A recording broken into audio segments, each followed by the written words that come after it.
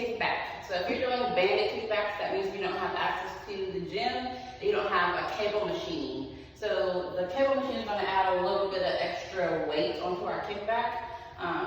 And so we're going to use the band to kind of emulate the same thing. The first thing you want to do is set up your band, and you want to make sure that whatever you have your band anchored to is pretty heavy and it won't release your band, because the last thing you want to do is get slapped in the face by a resistance band. You might lose an eyeball or something. So this one, I have my resistance band wedged in between a 50-pound weight, and it's not going anywhere, okay? It's like not going anywhere. So I've already made sure I secured my resistance band. Whatever you anchor your resistance band to, it needs to be in front of you. It needs to be in front of you. You need enough space to kind of back up so you can get down in your doggy position, okay? So let me adjust the camera so you guys can see. All right. So we have our resistance band anchored to something that is not going to release it.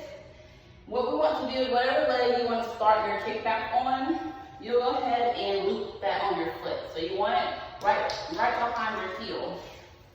And then you'll get in your doggy stance. So in order to do a kickback, it's literally what it sounds like. You'll be kicking behind you. So we have our resistance band here. This is going to be the same thing as if we were on a cable machine in the gym.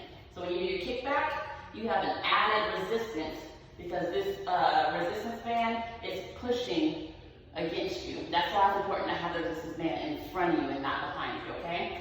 So when you come back, you'll bring that knee all the way back towards your abdomen, and you do the same thing. Kick back, bring that knee back in, and you'll kick back.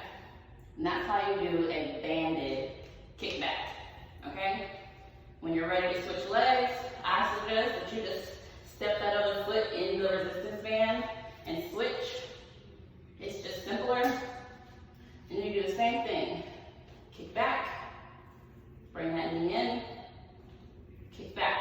When you kick back, you're kicking with your heel. You do not want to point your toe because you're going to release your resistance band and you're going to pop yourself in your face, okay?